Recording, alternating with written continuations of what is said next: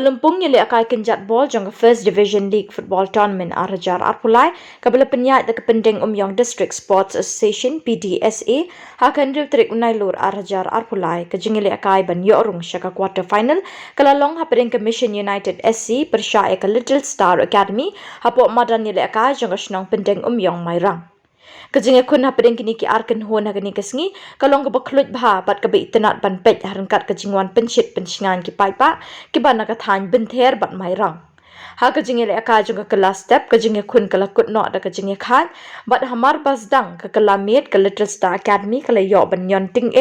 bat dei hagani ke por baka sayo ban thep ka gol ling ba ke penalty kat bana kaliang ke Mission United SC ke le khun ting ban penpai Henry Hashwa ban kut ke Jingiakhun ke ladon ke Jingiahuri hura ha kaba u referee u claim ai ke penalty shaka Mission United ke bala pelong ni ke kynhun ban mi no na madan bat ban Bteng Shuh ke Jingiakhun kat bana kaliang kinong pyniaid kila ai no ke Jingjab shaka Little Star Academy.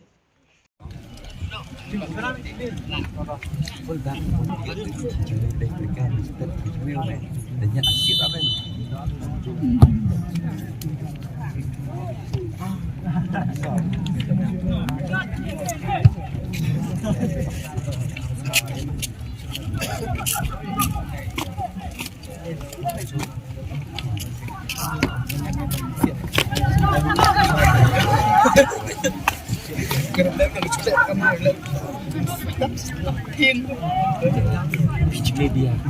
sama oleh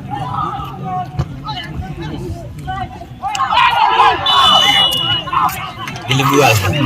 bual tak bual tak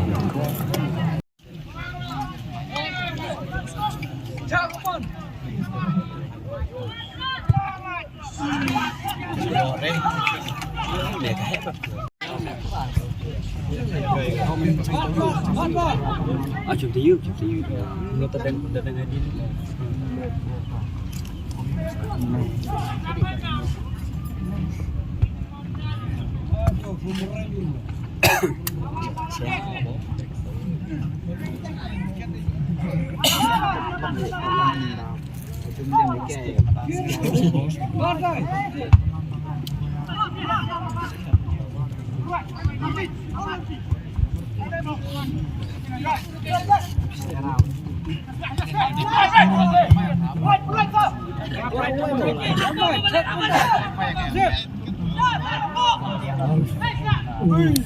Top itu sorry.